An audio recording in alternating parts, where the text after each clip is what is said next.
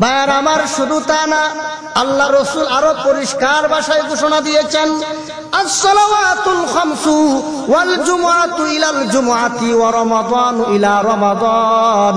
আল্লাহ রসুল বলেন 5 ওয়াক্ত নামাজের দ্বারা মাঝখানের যাবতীয় সগীরা গুনাহ মাফ হয়ে যায়। যেমন আপনি যদি যোহরের নামাজ আদায় করেন, তাহলে ফজর থেকে যোহর পর্যন্ত যত সগীরা গুনাহ করেছেন, ওই সগীরা গুনাহ আল্লাহ রাব্বুল আলামিন মাফ করে দিবে। আবার যখন আপনি আসরের নামাজ জামাতের সাথে পড়বেন, যোহর থেকে নিয়ে আসর পর্যন্ত যেই সগীরা গুনাহগুলো করেছেন, ওই সগীরা গুনাহগুলো আসরের নামাজ পড়ার কারণে আল্লাহ মাফ করে দিবেন।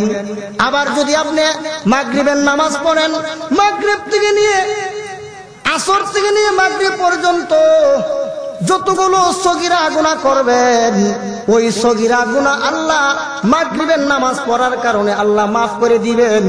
আবার এশার নামাজ এইভাবে ফজর পর্যন্ত 24 ঘন্টা যতগুলো আপনি সগীরা গুনাহ করবেন, 5 ওয়াক্ত নামাজের বিনিময়ে আল্লাহ রাব্বুল আলামিন আপনার সগীরা গুনাহগুলো মাফ করে দিবে।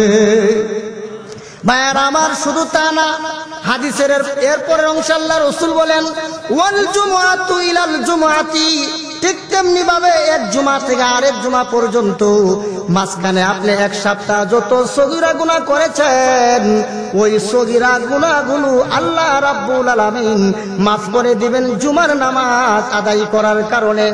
ঠিক তেমনি ভাবে এক রমজান থেকে আরেক রমজান পর্যন্ত মাঝখানে যতগুলো সগীরা গুনাহ করেছেন, ওই সগীরা গুনাহগুলো আল্লাহ রাব্বুল আলামিন মাফ করে দিবে। ভাইয়ার আমার, নামাজ এমন একটি ইবাদত, হযরত আব্দুল্লাহ ইবনে মাসউদ রাদিয়াল্লাহু তাআলা আনহু আল্লাহর নবীর কাছে এসে বলেন, আল্লাহর নবী গো, আইয়ুল আমালি আহাব্বু ইলাল্লাহ, ওগো আল্লাহর নবী, আল্লাহর কাছে সবচাইতে প্রিয় আমল কোনটি? আল্লাহর নবী বলেন, as-salatu liwaqtiha। আল্লাহর রাসূল বলেন, রে আব্দুল্লাহ ইবনে মাসউদ, আল্লাহর কাছে সবচেয়ে প্রিয় আমল হইল ওয়াক্ত মতো নামাজ পড়া। আব্দুল্লাহ ইবনে মাসউদ বলেন, আল্লাহর নবী গো, নামাজের পরে কোন আমল আল্লাহর কাছে সবচাইতে বেশি? তখন আল্লাহর রাসূল বলেন, বিররুল ওয়ালিদাইন। এরপরে আব্দুল্লাহ ইবনে মাসউদ বলেন, ইয়া রাসূলুল্লাহ, তারপরে কোন আমল? আল্লাহর রাসূল বলেন, আল জিহাদু ফি সাবিলিল্লাহ। ও আব্দুল্লাহ ইবনে মাসউদ, আল্লাহর কাছে সবচেয়ে প্রিয় আমল হইল ওয়াক্ত মতো নামাজ পড়া। আব্দুল্লাহ ইবনে মাসউদ বলেন, হুজুর, তারপরে কোন আমল? আল্লাহর রাসূল বলেন, মা বাবার খেদমত করা। আব্দুল্লাহ ইবনে মাসউদ বলেন, হুজুর, তারপরে কোন আমল? আল্লাহর রাসূল বলেন, আল্লাহর রাস্তায় জিহাদ করা। তাহলে আল্লাহর রাস্তায় জিহাদ করা, মা বাবার খেদমত করার চেয়েও সবচাইতে প্রিয় আমল হইল ওয়াক্ত মতো নামাজ পড়া। যে নামাজ পড়লো না, ইসলামে তার কোনো অংশ নাই। অথচ বেনামাজির দল, সুদখোরের দল, মদখোরের দল, গাঞ্জাখোরের দল, এরাই কিন্তু বড় বড় কথা বলে। জোরে কোন ঠিক কিনা? এই জন্য যে ব্যক্তি এমনি কয় যে উমুকের চরিত্র ফুলের মতো পবিত্র, যে ব্যক্তি নামাজ পড়ে না, তার চরিত্র কোনোদিন ফুলের মতো পবিত্র হতে পারে না। আচ্ছা বলুন তো দেখি, একজন লোক অনেক কাজ করে, সামাজিক অনেক কাজ করে, মানুষের সাথে খুব সুন্দর আচরণ করে, সমাজের সেবামূলক বহু কাজ করে, লোকটাকে মানুষ ভালোবাসে, কিন্তু লোকটা নামাজ পড়ে না। বলুন তো দেখি, এই ভালো কাজের কোনো দাম আছে? আরো জোরে বলেন। আপনি এক সংখ্যা লেখার পরে ডানে যদি একটা জিরো বসান, কত হবে? 10। আরেকটা বসাইলে 100, আরেকটা বসাইলে 1000, আরেকটা বসাইলে 10,000। তাহলে আপনার এক একটা সংখ্যা, এই সংখ্যার ডানে যদি আপনি 4টা জিরো বসান, তাহলে 1 হয়ে যায় 10,000, ঠিক কিনা? তাহলে এই 4টা জিরোর দাম এত বেড়ে গেল কেন? এই সংখ্যার কারণে। এখন যদি কোনো বিয়াক বলে মনে করে 4টা জিরো দেওয়াতে 10,000 হয়ে গেছে, সুতরাং আমার 1-এর দরকার নাই, 1 মুছে ফেলে। আচ্ছা বলুন, 1 যদি মুছে ফেলে তাহলে কি 10,000 হবে না 4টা গুড়ার ডিম ছাড়া কিছু থাকবে না? চারটা ঘোড়ার ডিম ছাড়া কিছু থাকবে না। ঠিক তেমনি ভাবে এক লোক সত্য কথা বলে, মিথ্যা কথা বলে না, সমাজের কাজ করে, মানুষের সাথে খুব ভালো আচরণ করে, উন্নয়নমূলক কাজ করে, কিন্তু তার জীবনে নামাজ নাই, আল্লাহ রসুল বলেন তোমার সমাজ সেবামূলক কাজ সবকিছু বাতিল, যত আমল আছে সব বাতিল হয়ে যাবে, কারণ তোমার আসল কাজ নামাজ নাই। এই জন্য আল্লাহ রসুল বুখারী শরীফের হাদিসে বলে মান তারাকা সালাতাল আসরি ফাকাদ হাবিতা আমালুহু। আল্লাহ রসুল বলেন কেউ যদি আসরের নামাজ বাদ দিয়ে দিল, পড়লো না, তার সমস্ত আমল বাতিল হয়ে গেল। তো এবার বলেন সব আমলের উপরে হইল নামাজ। নামাজের চেয়ে উত্তম কোন আমল হতে পারে না। তো আমরা যারা নামাজি আছি, নামাজিদের মধ্যে অনেক প্রকার আছে না? কত রঙের কত ডঙ্গের নামাজি মসজিদে গেলে পাওয়া যায়। এজন্য আপনারা যে অতীতে নামাজ সম্পর্কে বহুবার শুনছেন, আজকে বিশেষ একটা বয়ান আপনাদেরকে আমি করে যাব। এই কথাগুলো যদি মনে রাখতে পারেন তাহলে আপনার ইহজগৎ এবং পরজগৎ সার্থক হবে। এজন্য হযরত আল্লামা ইবনুল কাইয়্যুম আল জাওজি রাহিমাহুল্লাহ তিনি নামাজীদেরকে 5টা ভাগে বিভক্ত করছেন। কয় ভাগে বিভক্ত? আর জোরে বলেন 5 ভাগে। এখন আপনি আমি কত নম্বর, আমি কোন ভাগে আছি, আপনি কোন দলে আছি, এই দল চিহ্নিত করা দরকার। হযরত ইবনুল কাইয়্যুম আল জাওজি রাহিমাহুল্লাহ বলেন নামাজ 5 প্রকার, নামাজি 5 প্রকার, 5 প্রকার নামাজের ফলাফল 5 প্রকার। প্রথম প্রকার নামাজিকে মুআকাব বলা হয়, দ্বিতীয় প্রকার নামাজিকে মুহাসাব বলা হয়, তৃতীয় প্রকার নামাজিকে মুকাফফার আনহু বলা হয়, চতুর্থ প্রকার নামাজিকে মুসাব বলা হয়, পঞ্চম প্রকার নামাজিকে মুকাররব বলা হয়। তো এইভাবে বললে আপনারা বুঝবেন না, আপনাদেরকে বুঝানোর মতো করে বলি। প্রথম প্রকার নামাজি ওই নামাজি যে নামাজ পড়ে ঠিক, কিন্তু নামাজের শর্ত শরায়েত কি কি জানে না, ওযু ঠিক নাই নামাজ পড়ে। অথবা এমন নামাজি যে এক বেলার নামাজ পড়লে বাকি অন্য বেলার নামাজ পড়ে না, শুক্রবারে নামাজ পড়লে বাকি সপ্তাহ নামাজ পড়ে না, অথবা যোহর আসর মাগরিব এশা পড়লে ফজর পড়ে না। এমন মুসল্লি কি আমাদের সমাজে নাই? আরে যারা বলেন অভাব নাই, অভাব নাই, এই সংখ্যাটাই আমাদের সমাজে বেশি। তাহলে প্রথম প্রকার নামাজি যাকে মুআকাব বলা হয়, এই প্রথম প্রকার নামাজির অন্তর্ভুক্ত আপনারা যারা আছেন, আপনারা এখানে যারা আছেন, কেউ যদি এই দলের অন্তর্ভুক্ত হয়ে থাকেন, আপনাদের কি শাস্তি হবে জানেন? আল্লাহ রসুল বলেন কোন ব্যক্তি যদি এক বেলা নামাজ ছেড়ে দিল, এক বেলা নামাজ পড়লো না, সেই কুফরি করলো, আর জাহান্নামে যাওয়ার জন্য একটা কুফরি যথেষ্ট। সুতরাং যে ব্যক্তি দৈনিক 5 বেলা নামাজ পড়লো না, পুরো সপ্তাহ নামাজ পড়লো না, শুধু শুক্রবারে গিয়ে নামাজ পড়লো, তার এই নামাজ তাকে জাহান্নাম থেকে বাঁচাইতে পারবে না। এমনি ওয়াক্তিয়া নামাজও 2 কাতারও হয় না। জুমার দিন দেখা যায় 2 তলা 3 তলা, আমার মসজিদ 4 তলা মসজিদ কামরাঙ্গীর চরে, 4 তলা মসজিদ 2000-এর মতো মুসল্লি নামাজ পড়ে, 4 তলার ছাদের উপরও মুসল্লি, 2 পাশে 2 রাস্তা, ওই 2 রাস্তার মধ্যে মুসল্লি অভাব নাই, কিন্তু দেখা যায় ওয়াক্তিয়া নামাজে নিচ তলাও ঠিক মতো পড়ে না। তাইলে ওয়াক্তিয়া নামাজের চেয়ে জুমার নামাজের মুসল্লি বেশি। সুতরাং জুমার নামাজের মুসল্লি হইলেও জাহান্নাম থেকে বাঁচা যাবে না। সুতরাং এই দলে থাকা দরকার না, এই দল ছাড়া দরকার। কি বলেন আপনার? এই দলে থাকা দরকার নাকি ছাড়া দরকার? 2 নম্বরের নামাজির দল হইল মুহাসাব আনহু, এমন নামাজি যেই নামাজ তাকে আল্লাহর সামনে কাঠ গড়ায় দাঁড় করাবে। কি নামাজ? এমন নামাজি যারা নামাজে দাঁড়াইলে নামাজের শুরু থেকে নিয়ে শেষ পর্যন্ত যাদের নামাজে মন থাকে না, এমন মুসল্লি নাই যে নামাজে দাঁড়াইলেই তার মন নামাজের বাইরে চলে যায়। তো এমন মুসল্লি যারা নামাজে দাঁড়াইলে নামাজে মন থাকে না, এমন মুসল্লি আমাদের সমাজে অভাব নেই। কারণ আল্লাহ রসুল বলেন মুসল্লি যখন নামাজে দাঁড়ায় তখন শয়তানের একদল বিশেষ বাহিনী ওই মুসল্লির উপর চড়াও হয়, ওই মুসল্লির উপর হামলা কোথায় করে? শরীরে না অন্তরে? অন্তরে। হাদিস শরীফে পরিষ্কার ভাষায় উল্লেখ আছে, ওই শয়তান এসে আপনাকে বলে উযকুর কাজা, উযকুর কাজা, উযকুর কাজা, এটা স্মরণ কর, ওইটা স্মরণ কর, কার মাথায় বাড়ি দিবে স্মরণ কর, কার জমি দখল করবে স্মরণ কর, কাকে গালি দিবে স্মরণ কর, কাকে আঘাত করবে এই কথা স্মরণ কর, তুই কত টাকা সুদ লাগাইছস, লাভ কত হবে এই কথা স্মরণ কর। তখন ওই এক প্রকার মুসল্লি আছে, নামাজে দাঁড়াইয়া নামাজের শুরু থেকে নিয়ে শেষ পর্যন্ত পুরা নামাজ এমন ভাবে পড়ে তার মন আর নামাজও থাকে না, তার মন আর নামাজে থাকে না। এমন মুসল্লি কি আমাদের সমাজে নাই? এমন যারা আছেন আপনারা নিজেরই টের পাচ্ছেন যে হুজুর আমি তো এই দলের অন্তর্ভুক্ত। সুতরাং এই দলের অন্তর্ভুক্ত যারা আছেন এই দল ছাড়া দরকার কিনা? আরো জোরে বলেন, ছাড়া দরকার কিনা? ভাইয়ের আমার, যারা নামাজও দাঁড়াইলে যাদের মন নামাজের বাইরে চলে যায়, এদের উপর শয়তানের বিশেষ একটা বাহিনীর হামলা হয়। এজন্য হযরত ইমাম গাজালি রাহমাতুল্লাহি আলাইহি উনি বলেন যে সারাটা দুনিয়া হইল আল্লাহর বাড়ি, সারাটা দুনিয়া আল্লাহর বাড়ি, আর এই বাড়ির মেহমান হইল মুমিন মুসলমান, আর এই বাড়ির পালা কুত্তার নাম হইল শয়তান। সারাটা দুনিয়া আল্লাহর বাড়ি, আর এই বাড়ির মেহমান কারা? মুমিন মুসলমান, আর এই বাড়ির ফালা কুত্তার নাম কি? শয়তান। তো আপনি যদি আপনার বিয়ের বাড়িতে যান বেড়াইতে, আর আপনার বিয়ের বাড়ির কুত্তাটা যদি গেউ গেউ করে আসে, আপনাকে যদি গেউ গেউ করে আসে, তখন আপনি আপনার বিয়েরও কইবেন, ও বিয়াই আমি তোমার বাড়ি বেড়াইতে আসছি, তোমার এই ফাগলা কুত্তার সাথে কুস্তি করার জন্য আসি নাই, অতএব তুমি তোমার কুত্তা সামলাও। এখন ঠিক কিনা?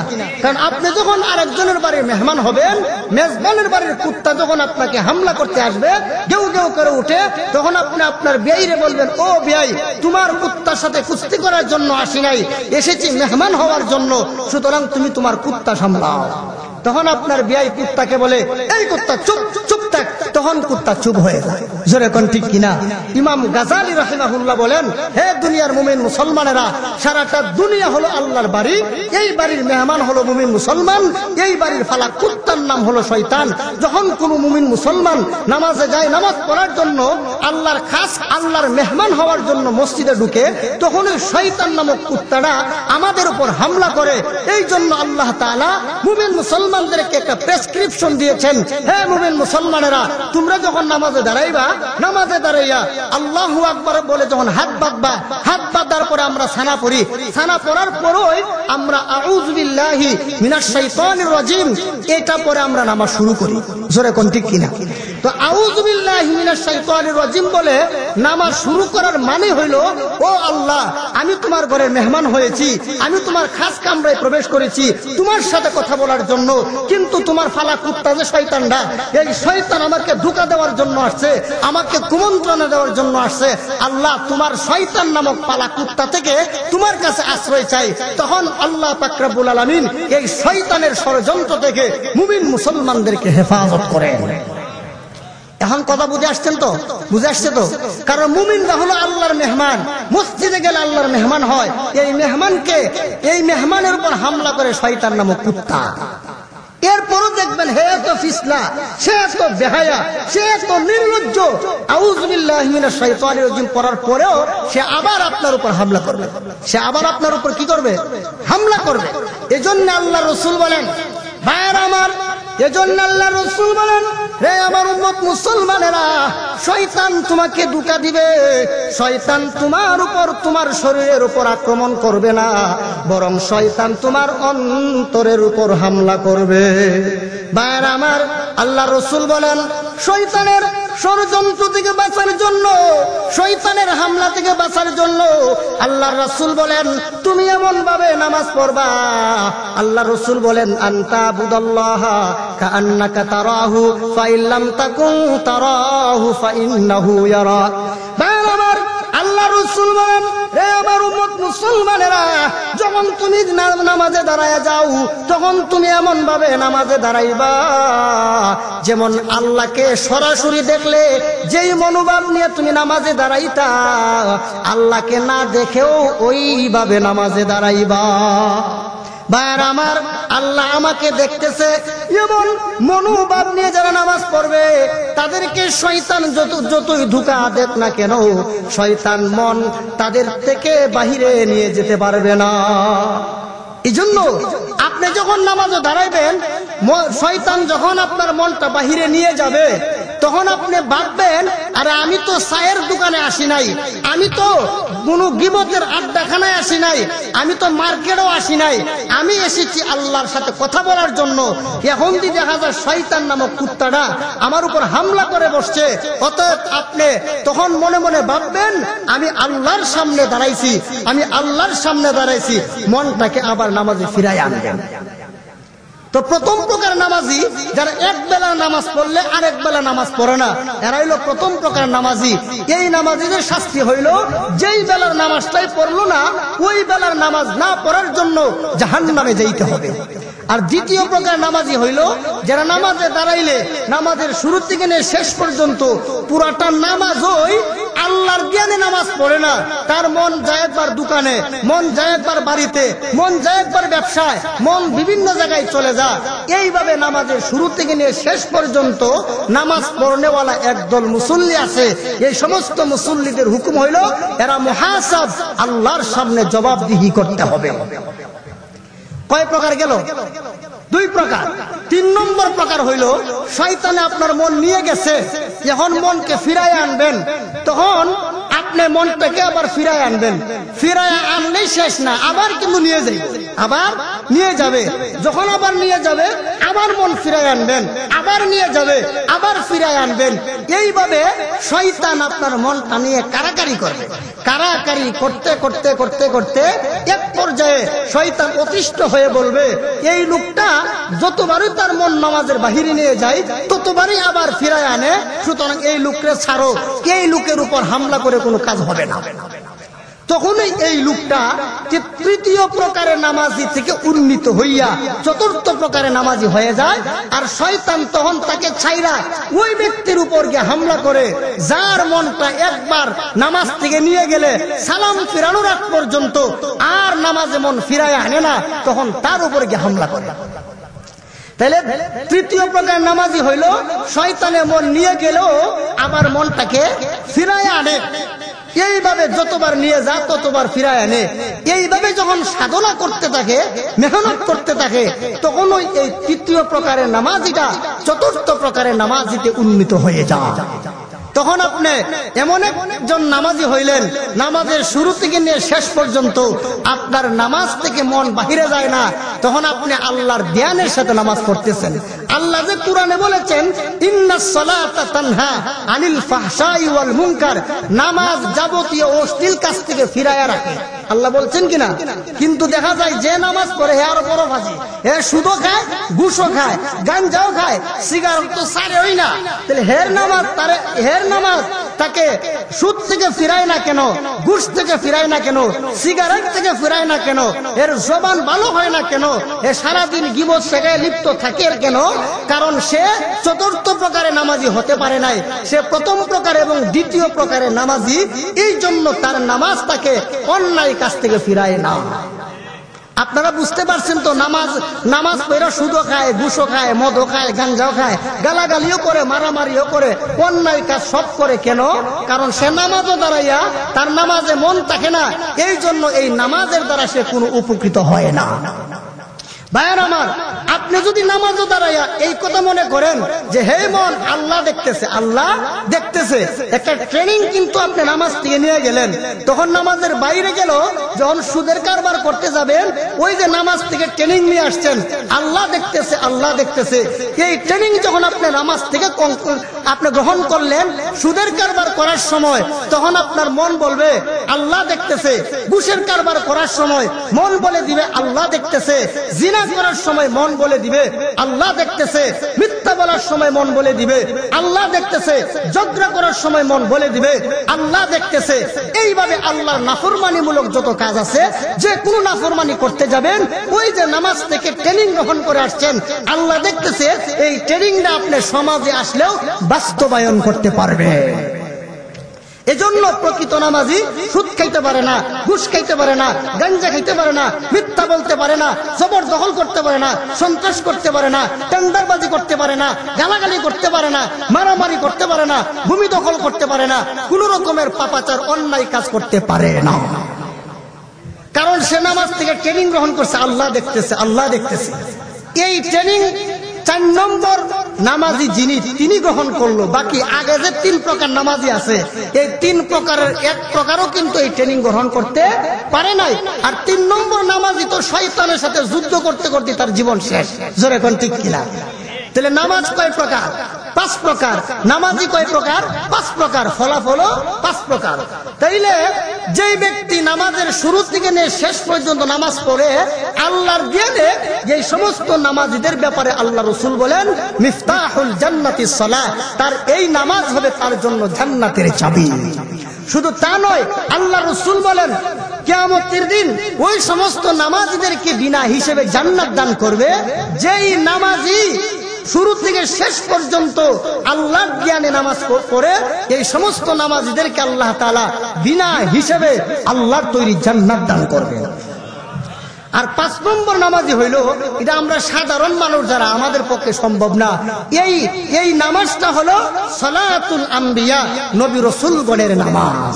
কারণ নবী রাসূলগণ দুনিয়াতে যেমন নামাজ পড়তেন আল্লাহর দেনে, উনারা কবরে গিয়েও আল্লাহর দেনে নামাজ পড়ে। জোরে কোন সুবহানাল্লাহ। এজন্য হাদিস শরীফ আল্লাহ রাসূল বলেন আল আম্বিয়াউ আহয়াউন ফি কুবুরিহিম ওয়া ফি রিওয়ায়াতিন ইসাল্লুন। আল্লাহ রাসূল বলেন, হে আমার উম্মত মুসলমানেরা, সমস্ত নবী রাসূলগণ আপন আপন কবরে জিন্দা অবস্থায় আছেন। আমাদের রাসূল কবরে জিন্দা না মুর্দা? কি বলেন, জিন্দা না মুর্দা? কিন্তু অত্যন্ত দুঃখজনক হলেও সত্য, আমাদের সমাজে একটা চরমপন্থী দলের আবির্ভাব ঘটেছে। এই চরমপন্থী দলের লোকেরা বলে মুহাম্মদুর রাসূলুল্লাহ কেন কোন নবী রাসূলের কবরে জিন্দা না, সবাই মুর্দা। অথচ মুহাম্মদুর রাসূলুল্লাহ বলে গেছেন আল আম্বিয়াউ আহয়াউন ফি কুবুরিহিম, সমস্ত নবী রাসূলগণ কবরে জিন্দা। শুধু তা নয়, নামাজও পড়েন। কিন্তু আমাদের দেশের চরমপন্থী দলের একটা আবির্ভাব হয়েছে। সেই চরমপন্থী দলটার বিভিন্ন নাম আছে। তাদের এক নাম হইল লা মাযহাবী, আরেক নাম হইল আহলে হাদিস, আরেক নাম হইল সালাফি, আরেক নাম হইল গায়রে মুকাল্লিদ। বিভিন্ন নামে তারা আবির্ভূত হয়েছে। আচ্ছা বলুন তো দেখি, হাদিস শরীফ আল্লাহ রাসূল বলেন নবী রাসূলগণ কবরে জিন্দা, হে নিজেকে আহলে হাদিস দাবি করে, হে বলে মুর্দা। হে কি সত্যিকার আহলে হাদিস না আহলে হাদিস নামের ধোঁকাবাজ? এজন্য ভাইয়ের আমার, মুহাম্মদুর রাসূলুল্লাহ এবং সারা দুনিয়ার সমস্ত আহলে সুন্নাত ওয়াল জামাতের আকীদা বিশ্বাস হইল সমস্ত নবী রাসূলগণ কবরে আপন আপন কবরে জিন্দা আছেন, মুর্দা নয়। শুধু তা না, আল্লাহ রাসূলের কবরে কি বলে? কবর বলে না রওজা বলে? আর একটু জোরে বলেন, রওজা শরীফ। কিন্তু আমাদের দেশের আমাদের এক শায়েখ, আহলে হাদিসের এক শায়েখ মুজাফফর বিন মুহসিন সাহেব, উনি উনার এক বক্তব্য বলেছেন মুহাম্মদুর রাসূলুল্লাহর কবরকে যদি কেউ রওজা বলে এটা হালাল হবে না, হারাম হবে। আচ্ছা আপনারা বলুন তো দেখি, মুহাম্মদুর রাসূলুল্লাহর কবরকে কি আপনারা রওজা বলেন না কবর বলেন?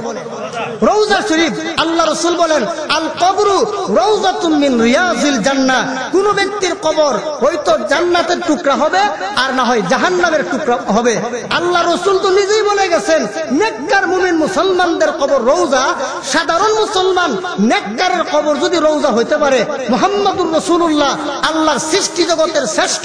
দুইটা কথা মনে রাখবেন, মুহাম্মদুর রাসূলুল্লাহর মর্যাদা সৃষ্টির শ্রেষ্ঠ, সৃষ্টির শ্রেষ্ঠ মর্যাদার অধিকারী যিনি, উনার কবরে আপনি কবর বলবেন না রওজা বলবেন? রওজা। কিন্তু আপনাদের বুঝার সময় হয়েছে এই চরমপন্থী একটা দলের আবির্ভাব হয়েছে। এরা সব সময় টার্গেট করে এই সমস্ত কথা বলে উম্মতের মধ্যে ফিতনা ছড়ানোর একটা তারা করে যাচ্ছে। ভাইয়ের আমার, এজন্য বলতেছিলাম পঞ্চম প্রকার নামাজি হইল নবী রাসূলগণের নামাজ।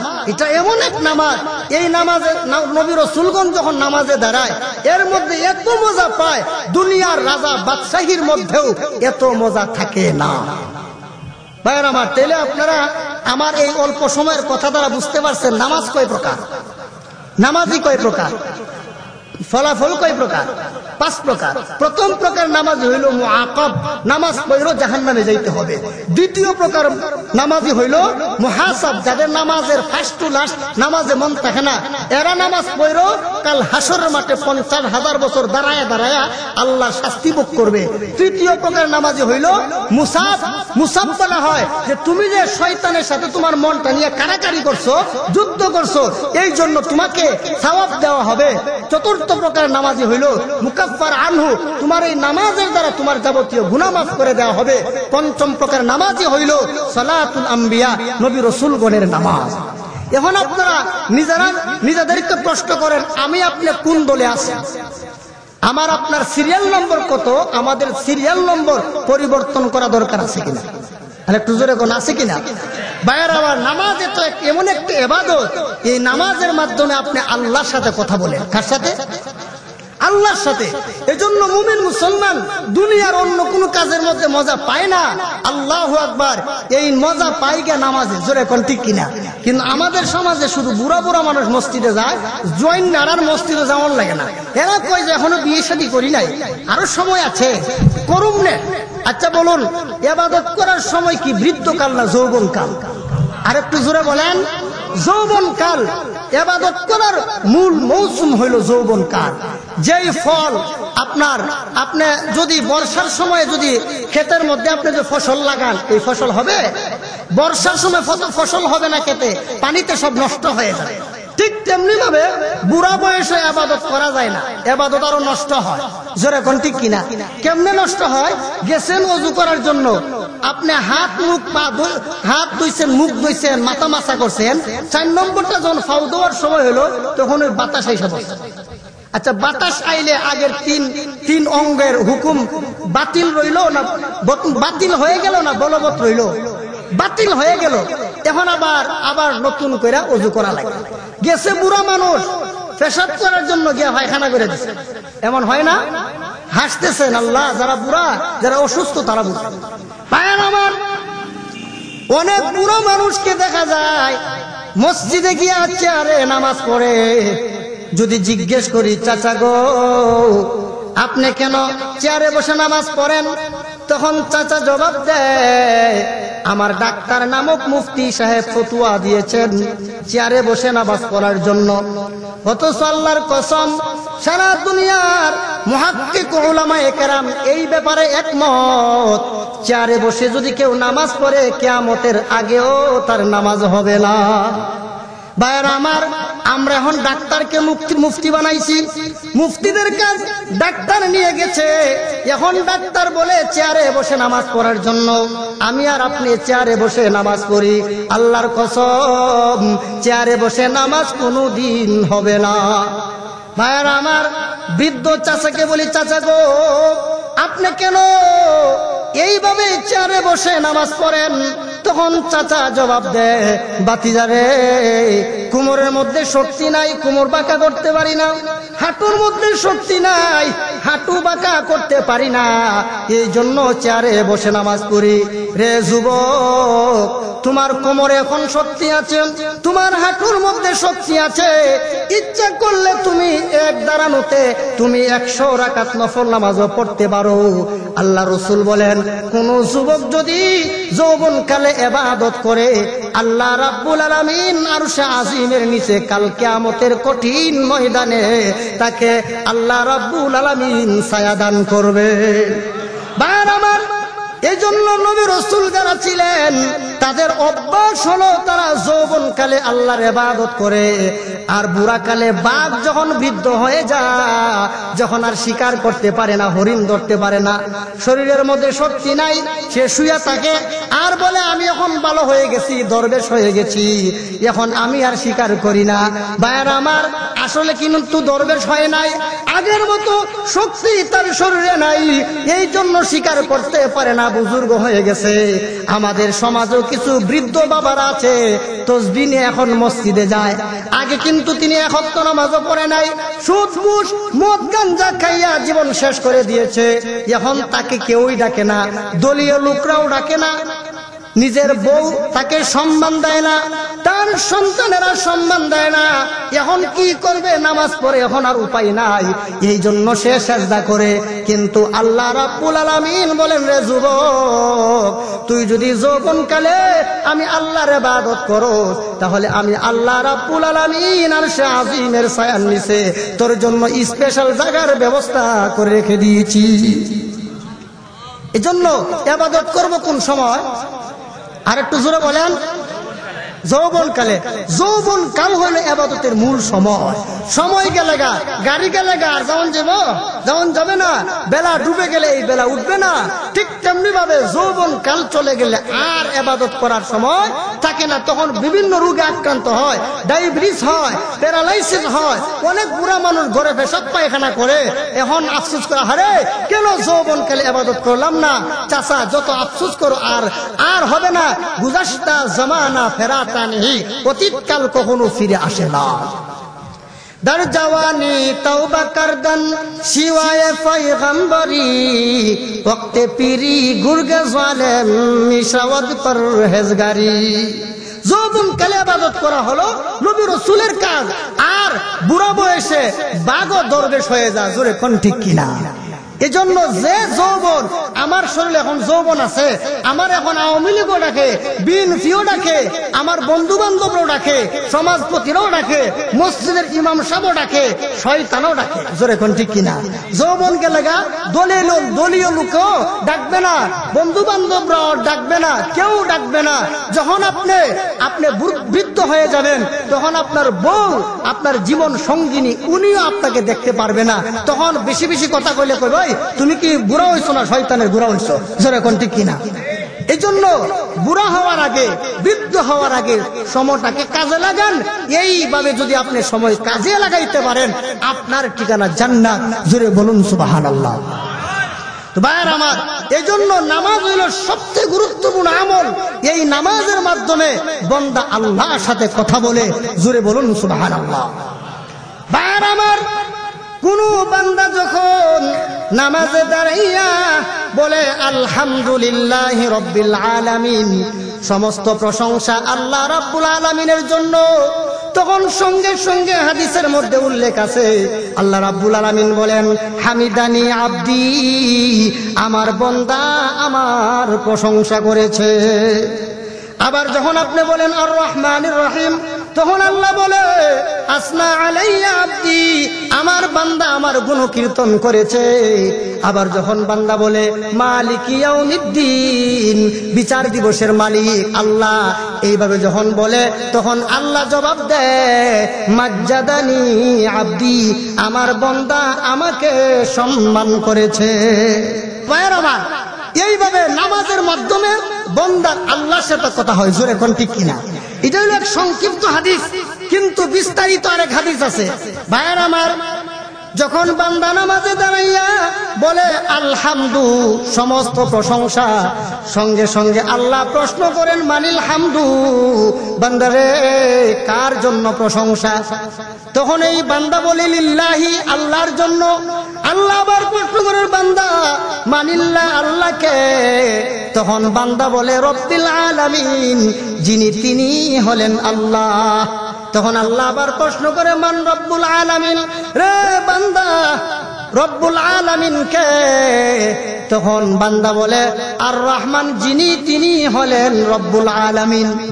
আবার আল্লাহ প্রশ্ন করেন, আর রহমান কে? তখন বান্দা বলে আর রহিম, যিনি তিনি। আল্লাহ আবার প্রশ্ন করেন, রহিমকে? তখন বান্দা বলে মালিক ইয়াউমিদ্দিন, বিচার দিবসের মালিক যিনি তিনি। ভাইয়ের আমার, এইভাবে আল্লাহর সাথে বান্দার কথা হয়। আল্লাহ রাব্বুল আলামিন বলেন, রে বান্দা, তুই আমাকে যিনি আর তিনি বলস। যিনি আর তিনি বলা হয় অনুপস্থিত ব্যক্তির ক্ষেত্রে। বান্দারে, আমি আল্লাহ তো তোর থেকে দূরে না। ওয়া নাহানু আকরাবু ইলাইহি মিন হাবলিল ওয়ারিদ। আল্লাহ রাব্বুল আলামিন বলেন, ও দুনিয়ার মানুষ, আমি আল্লাহ তোমার শাহরগের চাইতেও আরো কাছে। বান্দারে, আমাকে দূরে মনে করিস না, আমি আল্লাহ তোর কাছে। বান্দা, তুই যা চাওয়ার তা চা, আমি আল্লাহ তোর আশা পুরা করে দেব। তখনই বান্দা বলে ইয়্যাকা না'বুদু ওয়া ইয়্যাকা নাস্তাঈন, আল্লাহ তোমার কাছে সাহায্য চাই, তোমার ইবাদত করি, তোমার কাছে সাহায্য প্রার্থনা করি। এতক্ষণ বলছে যিনি আর তিনি, এখন বলে ইয়্যাকা না'বুদু, আল্লাহ তোমার ওই ইবাদত করি, ওয়া ইয়্যাকা নাস্তাঈন, আর তোমার কাছে সাহায্য প্রার্থনা করি। তখন আল্লাহ বলেন বান্দা কি সাহায্য চাস সেটা বল। তখন বান্দা বলে ইহদিনাস সিরাতাল মুস্তাকিম, আয় আল্লাহ তাআলা জান্নাতে যাওয়ার যে পথ সিরাতে মুস্তাকিম আমাদের জন্য নির্ধারিত করেছেন, আল্লাহ সেই পথ আমাকে দেখায় দেন। তখন আল্লাহ রাব্বুল আলামিন বান্দার জবাবে বলেন লাকা মা সাআলতা আবদি, বান্দারে তুই যা চাইলি আমি আল্লাহ তোকে সিরাতে মুস্তাকিম দান করলাম। ভাইরা আমার, এইভাবে আল্লাহর সাথে বান্দার কথা হয় একমাত্র নামাজের মাধ্যমে। এই জন্য বান্দা তুমি যদি নামাজ পড়ো তোমার কপাল ভালো হয়ে যাবে, আর যদি তুমি নামাজ না পড়ো তোমার কপাল পুড়ে যাবে। ভাইরা আমার, শুধু তা না, হযরত আব্দুল্লাহ ইবনে আমর ইবনুল আস থেকে বর্ণিত হাদিস, আল্লাহর নবী মুহাম্মদুর রাসূলুল্লাহ সাল্লাল্লাহু আলাইহি ওয়াসাল্লাম একবার নামাজের ফজিলত সংক্রান্ত আলোচনা করতে গিয়ে আল্লাহর নবী বলেন মান হাফাযা আলাইহা, যে ব্যক্তি নামাজকে হেফাজত করবে, অর্থাৎ নিয়মিত নামাজ পড়বে, কাজা করবে না, নামাজের শর্ত শরাইত ঠিক রেখে নামাজ পড়বে, এইভাবে যদি কোনো ব্যক্তি নামাজ পড়ে আল্লাহর নবী বলেন কানাত লাহু নূরান ওয়া বুরহানান ওয়া নাজাতান ইয়াউমাল কিয়ামা। এইভাবে যদি কোনো ব্যক্তি রীতিমতো নামাজ পড়ে ওই নামাজ তার জন্য নূর হবে, ওই নামাজ তার জন্য জাহান্নাম থেকে মুক্তির কারণ হবে, ওই নামাজ তাকে আল্লাহর তৈরি জান্নাতে পৌঁছায়া দিবে। আর যে ব্যক্তি নামাজ পড়বে না, আল্লাহর নবী বলেন এই উম্মত মুসলমানেরা, এই নামাজ তোমার জন্য নূর হবে না, তোমার জন্য দলিল হবে না, জাহান্নাম থেকে মুক্তির কারণ হবে না, তোমার হাসর হবে ফেরাউন, কারুন, হামান এবং আল্লাহর নবীর অনেক বড় দুশমন উবাই ইবনে খলফের সাথে। দুনিয়াতে বড় বড় কথা বলো আর নামাজ পড়ো না, ভালো রকম মনে রাখবা বেনামাজির দল তোমাদের হাসর হবে ফেরাউনের সাথে, কারুনের সাথে, হামানের সাথে। মুহাম্মদুর রাসূলুল্লাহর অনেক বড় দুশমন ছিল উবাই ইবনে খলফ। এই উবাই ইবনে খলফকে আল্লাহ রাসূল বদরের যুদ্ধে আল্লাহ রাসূল তাকে দুনিয়া থেকে জাহান্নামে পাঠিয়ে দিয়েছে আল্লাহর নবী নিজ হাতে। সুতরাং যারা নামাজ পড়ো না, ভালো রকম মনে রাখবা এই বেনামাজির দল তোমাদের ঠিকানা হবে ফেরাউনের সাথে, আল্লাহর নবীর দুশমন উবাই ইবনে খলফের সাথে। সুতরাং নিজের চিন্তা নিজে করেন। আপনি কিছুই জানেন না, একজনের সাথে বেয়াদবি করে বসছেন। আমাদের সমাজে যারা অযোগ্য, এই অযোগ্যরা দেখবেন যোগ্য ব্যক্তিদের চরিত্র হনন করে। জোরে কোন ঠিক কিনা? দেখা যায় জীবনে নামাজ পড়ে না, মুত্তা ভানিও হয় না, ওই হুজুরের বদনাম করে, চায়ের দোকানে বসে, তারপরে গিবত এর আড্ডাখানায় বসে হুজুর বানানা। আরে বেটা, একজন মৌলবী যদি, আমি আল্লাহ মাফ করো, একটা মৌলবী যদি জিনাও করে, যদি আল্লাহ তাকে হেদায়েত দেন, তাইলে সে যখন তওবা করবে তখন তওবা কিভাবে করতে হয় তার জানা আছে। জোরে কোন ঠিক কিনা? সে শয়তানের দুকাই করে হয়তো সে গুনাহ করে ফেলেছে, কিন্তু যখন তার ভিতরে অনুশোচনা আসবে তখন সে কুরআন এবং হাদিসের তওবার যে কথা উল্লেখ আছে ওইভাবে সে তওবা করবে। আমার এক মুসল্লি আমারে কয়, হুজুর আমি তো জীবনে বহুত মানুষের টিয়া পয়সা মাইরা খাইছি, এখন যদি তওবা আস্তাগফিরুল্লাহ বেশি বেশি পড়ি তাহলে কি আমার তওবা হবে? আমি কইলাম আস্তাগফিরুল্লাহ আল আলিয়্যিল আযীম। ভাই, আপনি তো তওবা কাকে বলে সেটাও জানেন না, আবার মুসলমান দাবি করেন, আবার বড় বড় কথা বলেন। হে মুসলমানেরা, ভালো রকম মনে রাখবা, তওবা শুধু আস্তাগফিরুল্লাহ পড়লেই তওবা আদায় হবে না। তওবার কয়েকটা স্তর আছে। প্রথম স্তর হইল, আপনি যদি আল্লাহর কোন বন্দার কোন পাওনা নষ্ট করে থাকেন, পাওনা আপনার কাছে থাকে, তাহলে ওই বান্দার পাওনা পরিশোধ করেন। একজনের কাছ থেকে টাকা মারছেন, হবে না, আপনার আমল দিয়ে আপনি জান্নাতে যাইতে পারবেন না। আপনি আপনার পাওনাদারের পাওনা পরিশোধ করেন। 2 নম্বর, আল্লাহর যদি কোনো পাওনা নষ্ট করে থাকেন তাহলে আল্লাহর পাওনা পরিশোধ করেন। 3 নম্বর, যেই গুনাহটা অতীতে করছেন এই গুনাহ করবেন না, ভবিষ্যতে সংকল্প করতে হবে। আরেকটা হলো এই গুনার জন্য লজ্জিত আর শর্মিন্দ হতে হবে। এই জাতীয় কয়েকটা কথার সমষ্টির নাম হলো তওবা। তওবা আস্তাগফিরুল্লাহ করলে